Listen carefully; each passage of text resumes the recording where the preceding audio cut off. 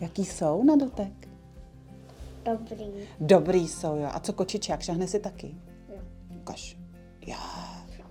Tak, jasný, všechno, ale ještě tam troška zbývá.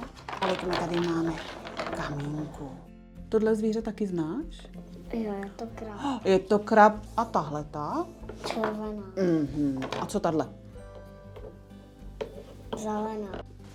Kde to můžeš postavit? A já nevím, jak to ani postavit. Ani nevíš, jak to postavit. Tak se to spolu teďko naučíme. Podívej se. To máme tady nějaký nohy, máme tady nějaký ocásek, máme tady ještě něco. A teďko hledáš asi druhou nohu. Aha, ta je moc malá. Potřebuješ najít větší.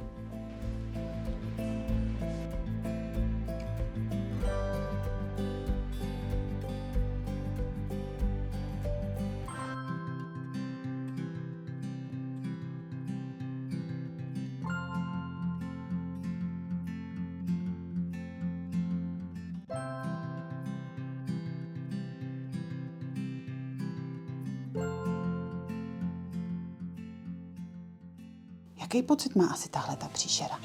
Se sně, že má radost. Lukášku, hele, uměl by si tady vytvořit nějakýho příšeráka, který třeba taky má radost. Jak se na té příšerce pozná, že je veselá? Týnou, jako ona. Asi ne.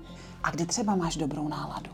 Když mi třeba No. mamka nebo taťka něco koupí. Může být každý jiný. Ale co myslíš, může být každý jiný? Asi jo. Já si taky myslím, že může být každý jiný.